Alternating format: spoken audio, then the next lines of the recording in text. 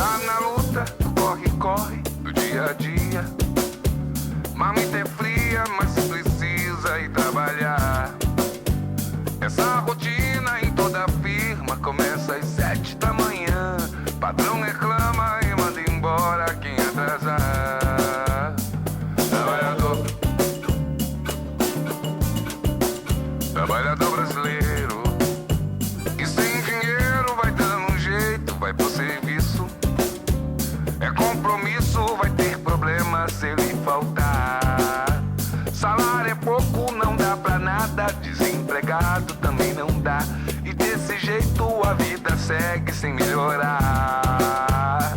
Trabalhador brasileiro, trabalha igual burro e não ganha dinheiro. Trabalhador brasileiro, trabalhador. Olá amigos e amigas, começando esse programa Sindicatos em Movimento, patrocinado pelo Sindicato dos Bancários, Sindicato da Construção Civil, Sindicato do Esteio e Sindicato Metalúrgico. Temos ainda o apoio do Sindicato dos Professores, o Simplo, do CEP, dos Químicos e de demais sindicatos da nossa cidade. Trazemos aqui assuntos da categoria, o que está acontecendo nas categorias e também o que acontece na nossa cidade, no estado e no país. Você pode entrar em contato com a gente pelo nosso e-mail sindicatosemmmovimento@gmail.com.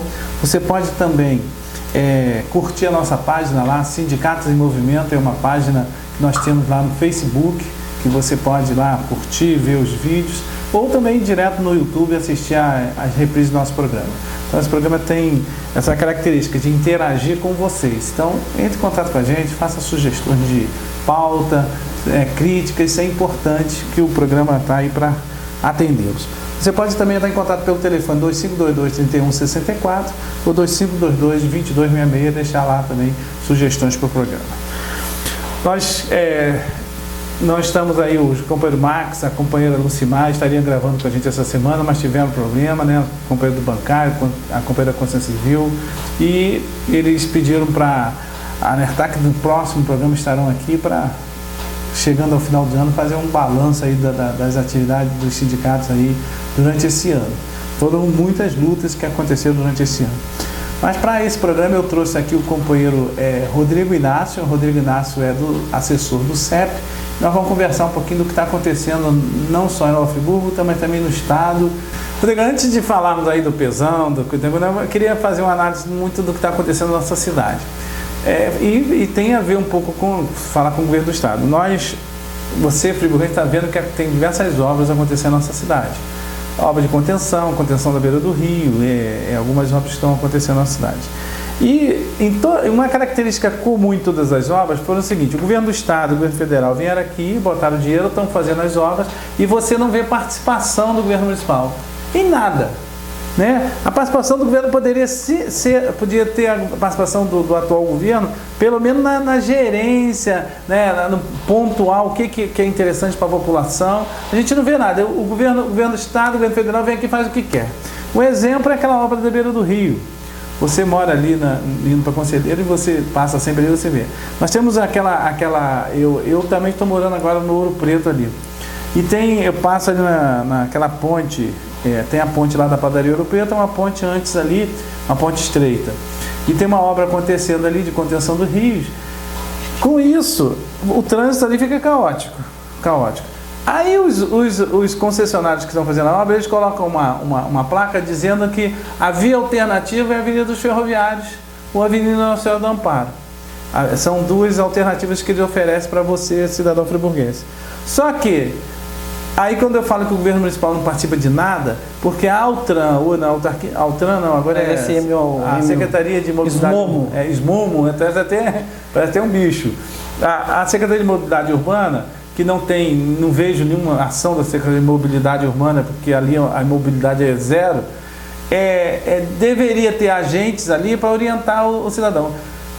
Para nossa satisfação, a Avenida dos Ferroviários teve um problema lá, desceu uma parte da obra lá que descalçou a avenida. A Avenida dos Ferroviários, daquele trecho do Ouro Preto para Duas Pedras, está interditada. E só tem uma plaquinha pequenininha ali já no Ouro Preto dizendo que a avenida está interditada. Então é um caos total naquele local ali. Então onde que está? que se espera de um governo desse, da visão que não acontece nada? Nada. E tem, além disso, eu acesso ali a ponte do Ouro Preto, vindo da Nossa Senhora do Amparo para ir para casa. Aquele sinal está sempre quebrado, está sempre com problema, aquele sinal ali Já estava virado, né? Da ponte ali, fica virado. E tem uma situação também que é aquela ponte ali do Ouro Preto ali, eles fizeram um contorno, né? A obra parou, fizeram um contorno em volta daquilo. Mas assim, não tem nenhum tipo de fiscalização da prefeitura do que está sendo feito em cima daquilo ali. Não tem nenhum tipo de suporte à população do distrito de Conselheiro com relação a vias alternativas, com relação a desafogar aquele trânsito. Para você ter ideia, Rodrigo, outro dia eles estavam fazendo uma operação tapa-buraco na Nossa Senhora do Amparo, no horário de pico. A prefeitura que devia estar ali orientando, o cara estava jogando a gente lá para o Morro do Rui, lá, que está um contorno que sai lá atrás, sai lá, lá perto do Ouro Preto. Simplesmente, mas irmão, mas essa hora, ele falou assim, é a hora que dá. Então não tem planejamento nenhum. Você está falando daquela ponte, eu estou morando ali, tenho ouvido algumas reclamações de trabalhadores e da população. Aquela primeira ponte indo de Duas Pedras para cá, uma ponte estreita, já existe uma reivindicação antiga dos moradores para ampliar aquela ponte, fazer ela de mão dupla, porque ali dá um engarrafamento tremendo. A gente esperava o seguinte, com a obra, a prefeitura fizesse as reivindicações e acertasse aquele... Pasmem, você está lá, você vê, eles estão fazendo a obra, vão deixar as mesmas pontes. Você falou, é ridículo, em frente àquele antigo Rei dos Pneus ali, tem uma ponte de pedestre, o calçamento vem, ele entra quase no meio do asfalto para contornar a ponte e continua aquele calçamento, aquela calçada que está sendo fazendo. Por quê? Porque onde está a prefeitura nesse lugar? Onde está a Secretaria de Mobilidade Urbana? Né? A gente vê alguns agentes aqui no centro da cidade, mas lá não vê nada, onde que precisa, na verdade. E você gasta um tempão. Vindo para gravar o programa agora, eu vim de casa, gastamos aí um tempão, porque não tem sinalização, não tem nada, está vergonhoso demais essa cidade. Está vergonhoso. A arborização daquele espaço ali também não aconteceu, não tem... Espero que esteja no projeto, né? O que a gente ficou sabendo é que o replantio vai ser feito numa outra área, não ali na beira do rio. Mas há espécies de menor porte que podem ser plantadas ali. Eucalipto ali. Não dá para botar um eucalipto ali, mas tem espécies de menor porte que você pode plantar ali e arborizar aquele espaço ali, que tem sido um espaço que a população de Conselheiro vai utilizar, fazer caminhadas, já tem utilizado, né? Mesmo não estando completo. Agora você tem que iluminar, você tem que arborizar aquele espaço. A população do distrito de Conselheiro merece que aquela obra seja concluída, mas também que esses aspectos das pontes de pedestre, da duplicação daquela ponte ali na padaria Fripão, isso tem que acontecer. E outra coisa que a gente viu na época do EPA Resolver, época da campanha que ia se resolver tudo, a propaganda era que teríamos uma ciclovia de Conselheiro até ao centro, até a Olaria e tal. Foi feita a obra, a gente não vê projeto nenhum, não vem para a população dizer, olha só, isso aqui, do outro lado, a tal chamada Avenida Brasil, está aquele imbróglio ali por causa da desapropriação, estão querendo tirar as pessoas que legitimamente têm que reivindicar os seus direitos, querendo tirar as pessoas dali porque aquelas casas ali da beira do rio vai passar uma avenida ali. Só que quem permitiu as pessoas se assentarem foi o governo. Se o governo permitiu, nada mais justo que agora o governo pague as pessoas e pague dignamente. Tem casas boas, casas bem de anos, né? Eu não sou tão novo assim, já tem casas ali antigas que estão ali, e agora o governo quer chegar e pagar uma mixaria e falar, vocês saem daí. Não é assim, não. Aí a população está se levantando, mas aí a gente não sabe se vai ter um projeto de ciclovia do outro lado, se vai ser um projeto de ciclovia. O projeto não é aberto para a população. Então a população não sabe nada. Então esse governo aí, a gente está aí chamando o seu prefeito, e aí é parte da Câmara também, né? Alguns vereadores ainda levantam alguns questionamentos. Há uma Câmara totalmente omissa também, que não fiscaliza nada, não diz para que veio, e está passando, ano que vem já tem eleição, e não se diz nada. Nada aconteceu. As pessoas pagam impostos daquelas residências, construíram suas casas, têm acesso à luz, água, telefone, todos os serviços públicos, então pode falar que é irregular. E se a prefeitura agora quer desapropriar aquelas residências, aqueles patrimônios ali, que eles façam um pagamento digno, né? E não fiquem... porque rola, a gente já teve denúncias lá atrás né, de ameaça, de coação, para que as pessoas deixem suas residências ali. E como você bem disse, tem gente, uma galera que está morando ali há bastante tempo, né? Então, assim, tem que ser de uma forma respeitosa e pagando justo pelas residências ali na beira da Avenida Brasil, né, que é uma avenida projetada ali para o outro lado do Rio. Todo mundo fala da avenida, mas a gente não vê, né? Não vê nada. O que tem ali é o seguinte, não pode acontecer o que aconteceu na tragédia, que chegaram para as pessoas e falaram, não, vamos pagar 20 reais, vamos te pagar 20 mil, vamos te pagar tanto, e não tinha assim, uma coisa clara, e simplesmente chegava, ou você aceita isso ou você não vai receber nada. Teve muita gente que aceitou ir para aquele conjunto habitacional lá por pressão, né? O governo do estado, do seu Pezão, o governo do estado e do governo municipal não fizeram nenhuma ingerência. Aí você injetou gente de Campo do Coelho, de todos os cantos, tudo num local só, e hoje existe um problema social já estabelecido em Conselheiro. E ali na Vida Ferroviária, na Vida Brasil, é o que o pessoal reivindica ali. Primeiro, que sejam respeitados os seus direitos. Segundo, pague dignamente pela casa para que eles possam comprar uma outra casa. Ou então eles estão querendo oferecer, talvez daqui a pouco vão querer oferecer um apartamento aqui lá no Terra Nova para a pessoa sair dali. E não é assim não, acho que eles têm direito a se mobilizar. É triste a gente ver que um governo está passando o governo e a gente não está vendo nada. Não tem nada que... Na área de educação... Nenhum legado, não vai deixar nenhum legado. Na área de educação vai deixar, não vai? Você que legado ruim. É você que trabalha com educação, você no CEP... nós tivemos recentemente uma audiência pública na Câmara, e se tem alguma perspectiva para os trabalhadores da educação no que diz respeito a esse governo? Diogo, a educação passou momentos muito ruins com o atual governo, quando da judicialização da nossa greve, as pessoas sofreram descontos absurdos nos seus contra-cheques, uma perseguição grave ao nosso movimento de paralisação, e a gente espera que para o ano que vem as nossas pautas, que na sua maioria não são nem pautas econômicas, né? A gente quer que a prefeitura pura e simplesmente cumpra as leis, que migre as pessoas para o regime estatutário, que isso já era para ter sido feito desde 2007, que realize o plano de carreira para o pessoal de apoio, respeite o plano de carreira dos professores no que tange a migração, a valorização profissional. E tem vários aspectos que a gente cobra que não são financeiros, que não tem como botar culpa na crise econômica para não conceder. Respeito às leis mesmo. E, logicamente, como é determinação legal, que haja um reajuste. A gente ficou muito tempo sem reajuste salarial e a gente precisa recuperar para que os profissionais de educação não fiquem amargando o pior salário do Estado, nos piores salários do Estado, para os profissionais de educação. Mas e agora tem um concurso público, né, que tá aí se vai acontecer, esperamos que aconteça. A gente espera que aconteça. Aconteça com o concurso público. E como é que fica essa situação de estatutário, de seletista? A prefeitura tem um regime misto hoje, né? Ela não tem nenhum regime, porque a Constituição Federal estabelece que tem que ser ou estatutário ou seletista. Ela tem que migrar por aí. A prefeitura de Friburgo tem essa zona ainda, né? Acho que assim, Edil, nem no pior pesadelo a gente conseguiria imaginar que haveria uma situação tão crítica do serviço público de Friburgo. A gente tem os servidores de 96, os servidores anteriores à Constituição estatutários, de 96 estatutário, o concurso de 99 é seletista, o de 2007 é seletista e de 2015 é estatutário. Então você tem uma bagunça, né, nessa questão administrativa, nessa questão de recursos humanos, e que já era para ter sido resolvida.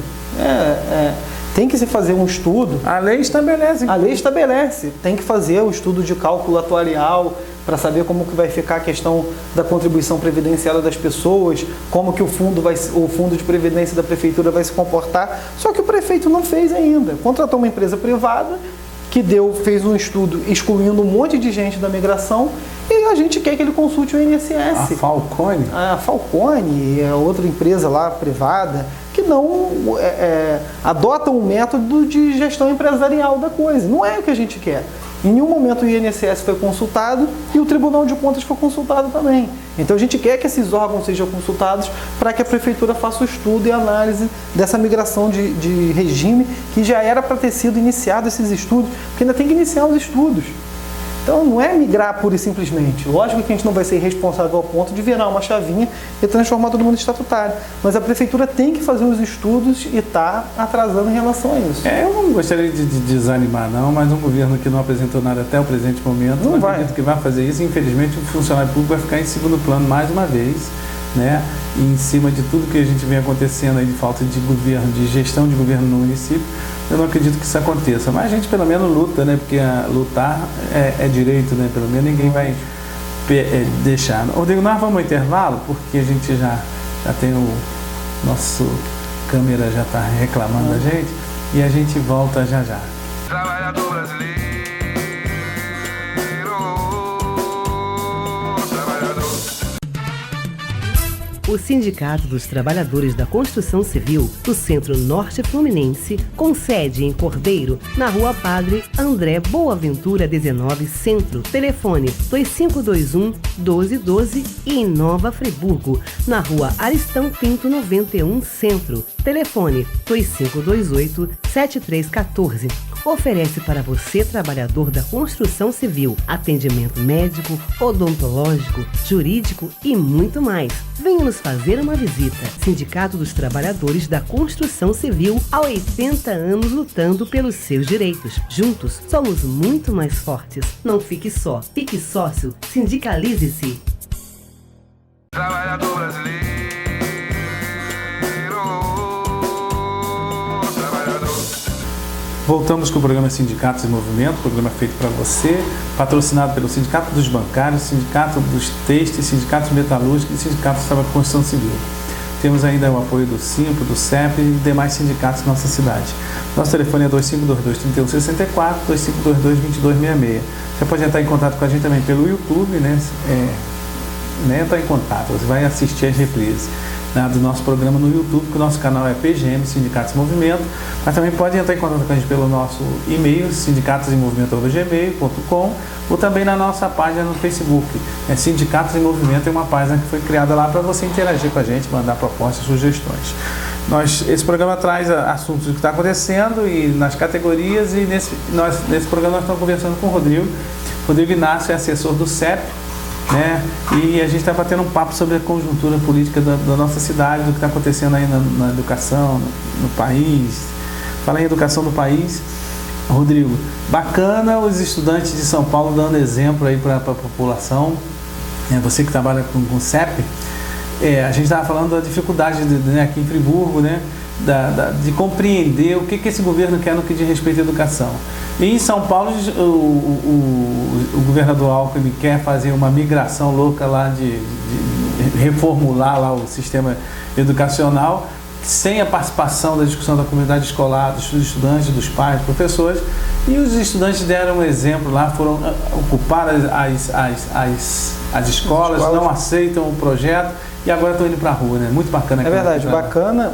Durante o início do movimento tentou se jogar de todo custo, que eram invasões, porque é um contrassenso. Como é que um aluno vai invadir uma escola, né? Se ele estuda ali, ele não está invadindo, né?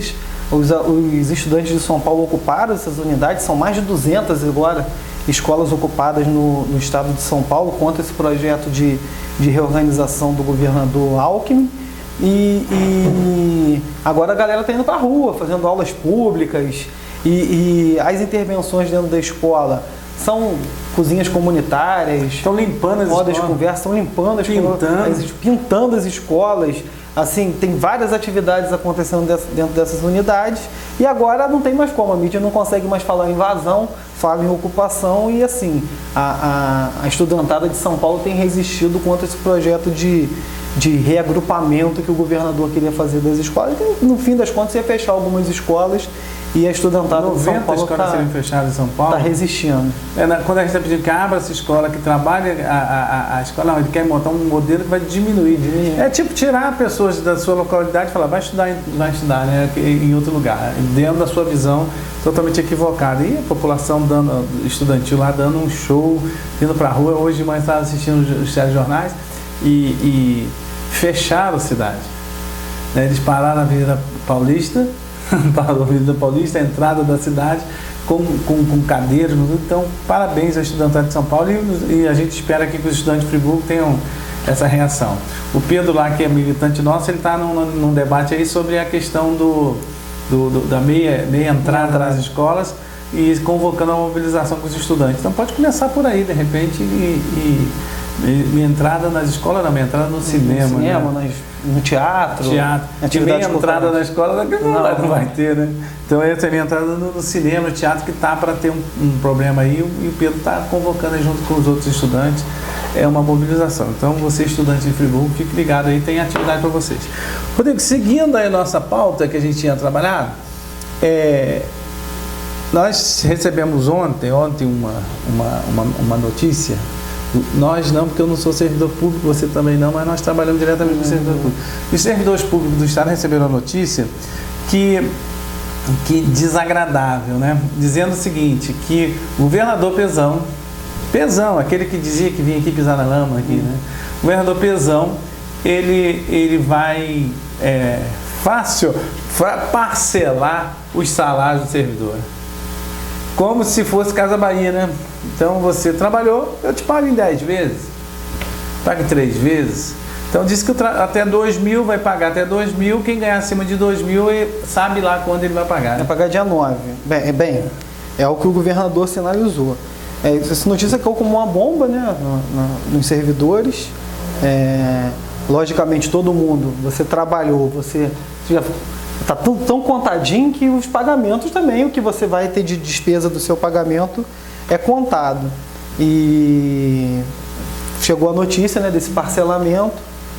A gente sabe que há uma crise econômica, há uma crise política, mas há também um desvio de prioridade muito grande dos governos.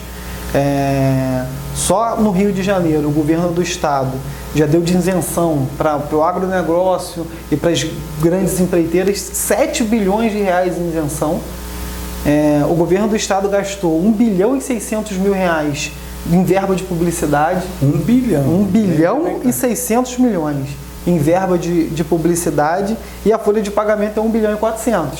Então, assim, a gente sabe que há dinheiro, lógico que há dinheiro para fazer o pagamento dos servidores, mas eu duvido que alguma das empreiteiras que estão envolvidas nas obras das Olimpíadas tenha sofrido algum tipo de atraso.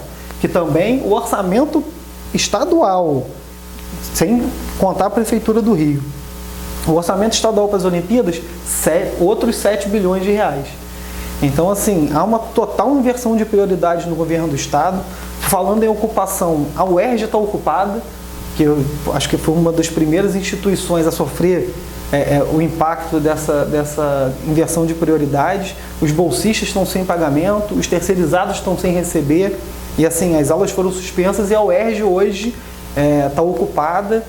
Houve também uma manifestação do Hospital Pedro Ernesto, da UERJ, né, os terceirizados, bolsistas. Houve uma grande manifestação no centro do Rio. Então, assim, já está surtindo uma reação dos servidores. Já vai ter uma reunião do pessoal da Justiça, do pessoal da Educação, uma reunião unitária com todos os servidores estaduais para dar uma resposta ao governador. O 13º dos servidores está correndo um grande risco de ser pago. Inclusive, a gente acha que isso é uma sinalização do que vem para o 13º, porque como é que o Estado não tem dinheiro hoje e tem dia 9, né? Então, de onde que vem essa conta? Então, a gente, o 13º dos servidores do Estado está correndo sério risco de não ser pago.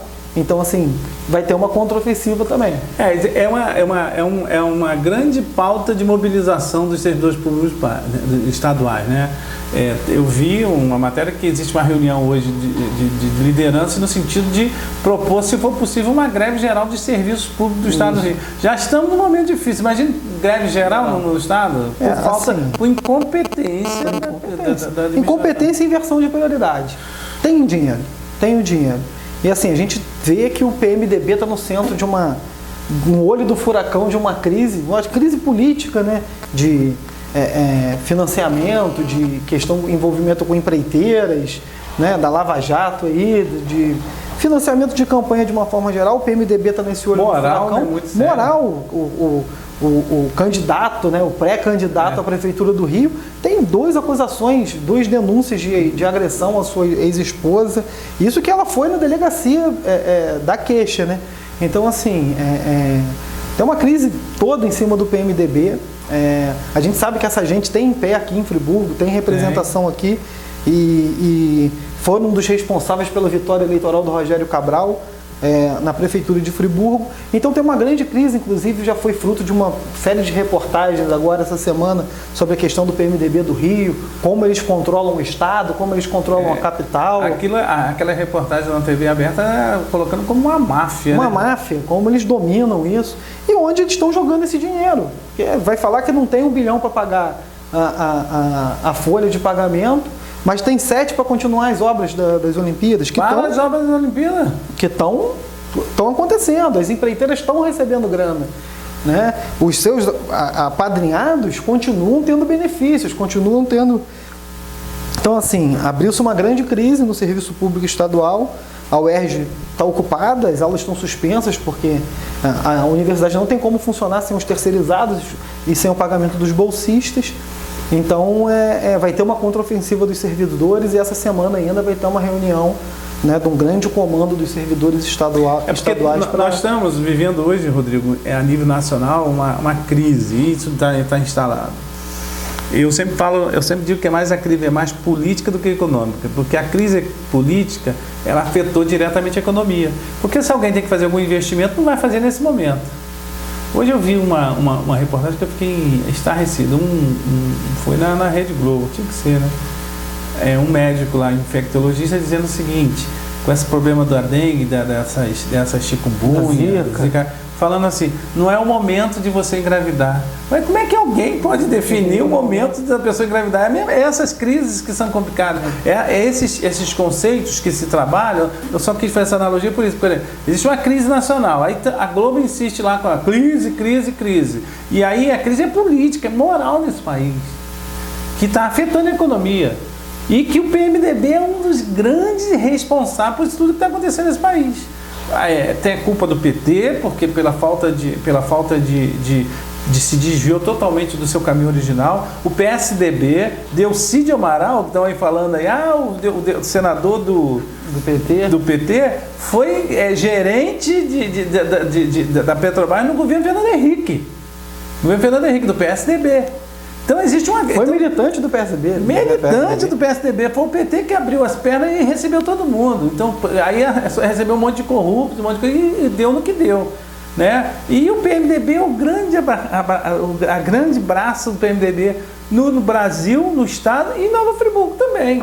Que hoje, se nós temos um governo hoje capenga que nós temos na nossa cidade, um governo com legitimidade pelo voto, mas sem expressão, sem dizer para que veio, porque a vice do Rogério Cabral era do PMDB.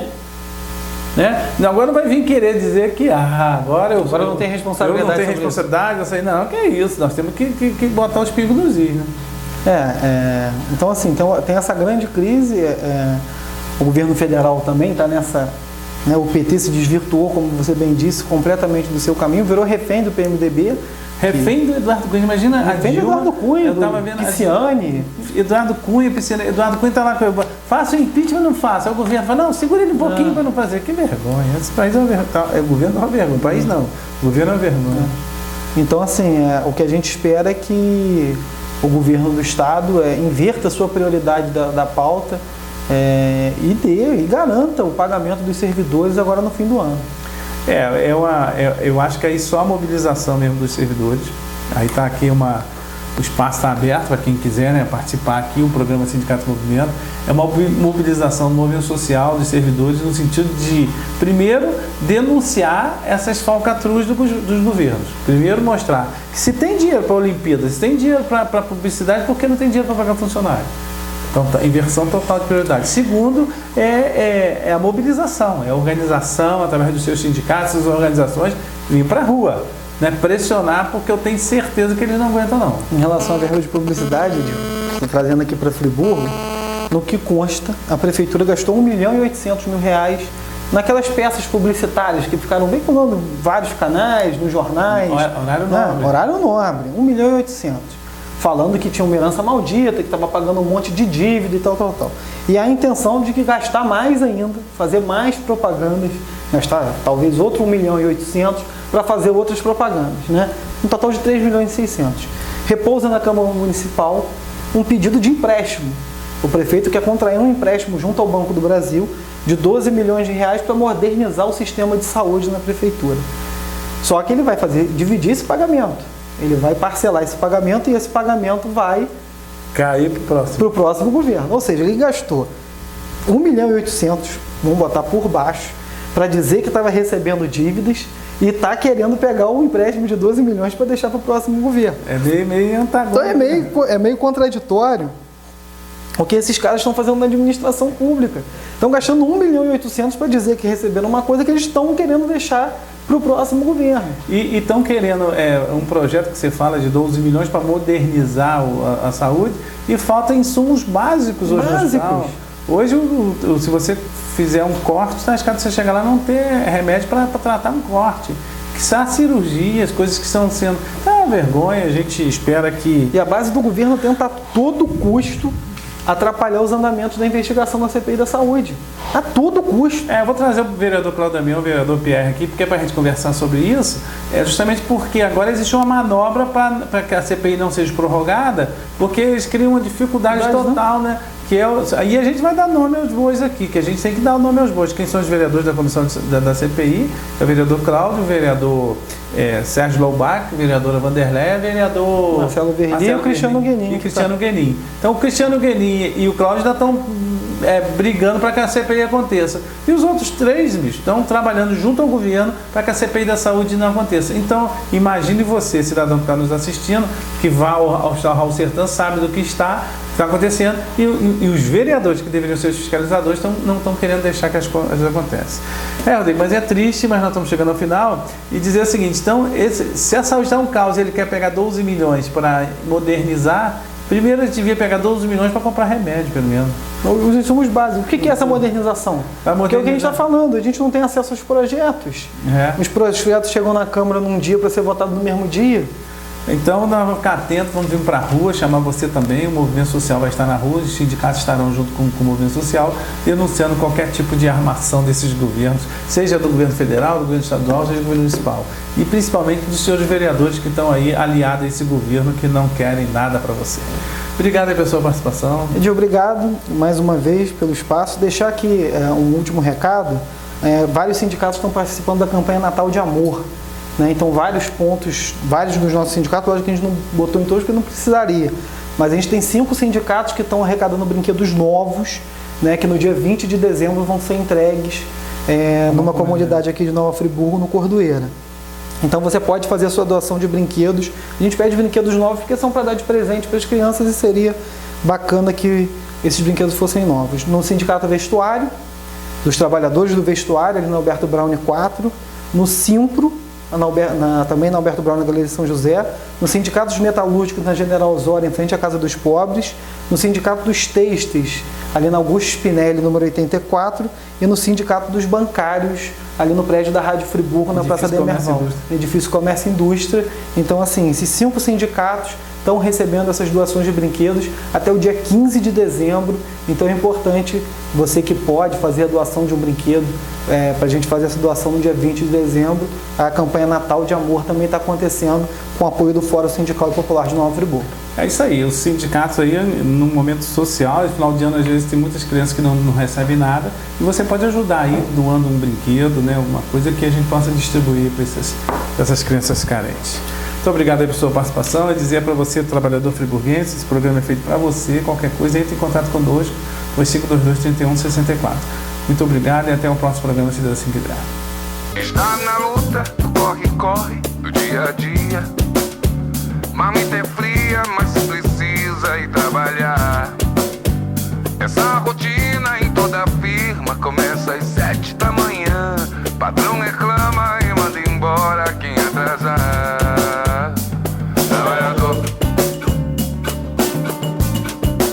Trabalhador brasileiro, que sem dinheiro vai dando um jeito, vai pro serviço. É compromisso, vai ter problema se ele faltar. Salário é pouco, não dá pra nada, desempregado também não dá. E desse jeito a vida segue sem melhorar.